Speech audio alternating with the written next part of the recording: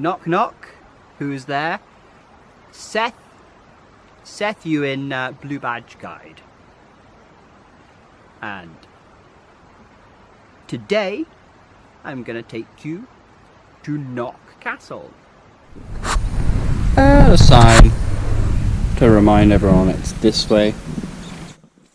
And you can really see why this peninsula at the south of Skye, the Sleat Peninsula, is often known as the Garden of Sleat. Confusingly, the castle is known as both Knock Castle, as in the castle on the hill, and also Castle Camus, the castle of the bay. Knock and Camus both being Gaelic words. There was originally an Iron Age fort here, and we will see the remains of an iron building, corrugated iron, classic Highland structure just here just before we get to the castle.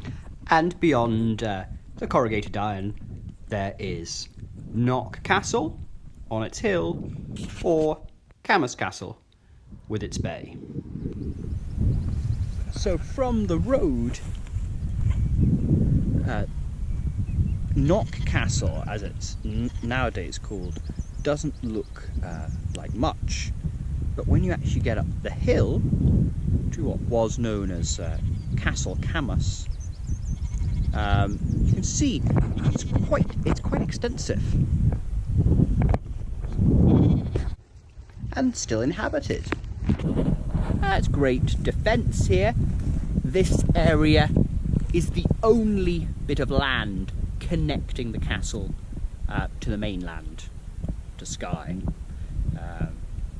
The other sides, particularly at high tide, are all water. And you would have had a building over here to the basically kind of over to the north side. You've got these ruins over here, which look very fragile here, these ruins. And these, standing, careful not to get stung in the nettles here, this was a later building, we think from the 16th or early 17th century.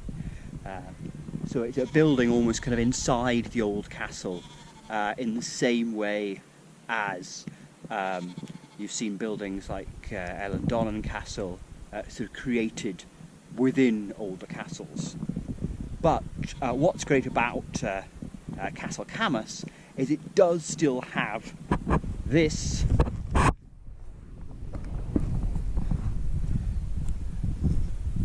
part of the main tower from the kind of original castle, basically, and you still see how thick the walls were for this huge tower here. Let's have a look at these walls. Just there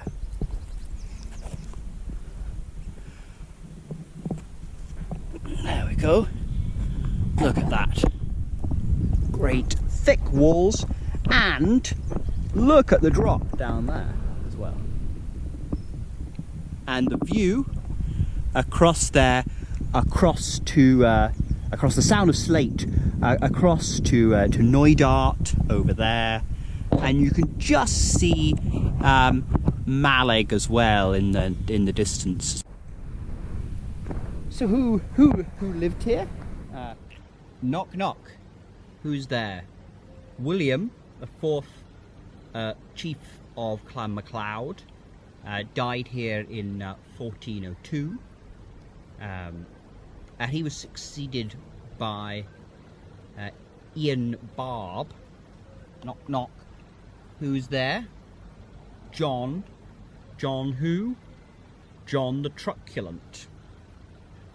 Ian Barb in the Gaelic. Knock knock. Who's there? John. John who? John the Ill-Fated. And it was at this point that the MacDonalds chose to invade, and they took the MacLeods castle, Castle Camus. But the MacDonalds overstretched themselves and headed north and were met by an army of MacLeods and defeated. So they didn't hold this castle very long at that point, at the beginning of the 15th century. Knock knock. Who's there? James. James who? James of the Castle. Not a very original name for a man who has a castle, but this was later on. James was part of the MacDonald clan, and he held the castle later in the 16th century. So this later phase we're in a building may have been an attempt to create a kind of royal residence here, although it was never used by the king. But it was important in terms of the king's influence over here on the west coast. After the struggles the Stuarts had had over the years with the Lords of the Isles, with the MacDonalds. By 1689, though, the castle had been abandoned. And although a lot of the castle has sadly gone, stone has been taken to build houses, we can still see a lot of this tower, and it would have been a very impressive tower looking out onto the sea, a statement to anyone around, anyone sailing by, of the power of the people who lived here. And in fact, some of the walls you can still see are up to 1.5 meters thick. So although it's covered in ivy now, and there's some sheep living in there at the moment, and looks quite inviting. So I think it's time for a little swim in the Sound of Sleat.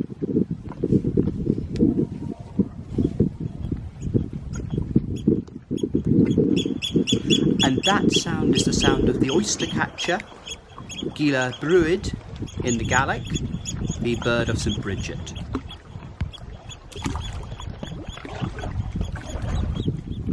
Yeah, nice.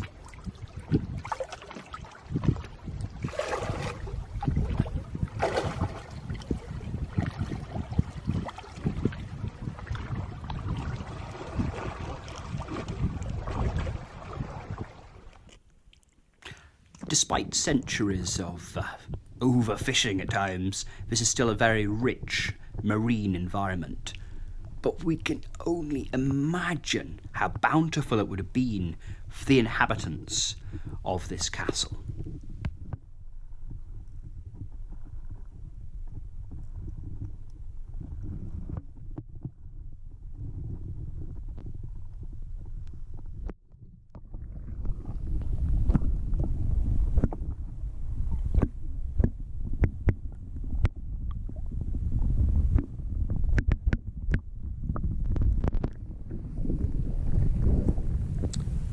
So little remains of the Iron Age fort. There is a ditch behind me. The name, though, Dun Toravaig, which is Dun, as in like a castle, a fort of the Bay of Thor. So this is the castle of the Bay of Thor, the Viking god. The name lives on, actually. Just over the hill there, you might just be able to see a little pagoda style roof, and that is the local distillery, Toravaig. You can't yet sample the whiskey, quite a recent distillery. Did somebody say malt whiskey? And what do you need for whiskey apart from malted barley? That's right. Fresh running water. Plenty of that on Skye. And I think I might wash off that salt as well, now we're here. Downstream, of course, of the distillery.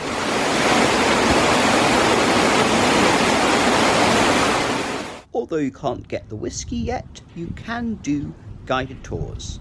And they are very good and available in the local Gaelic language. It's also known as Castle Ewin, so I suppose that makes it my castle.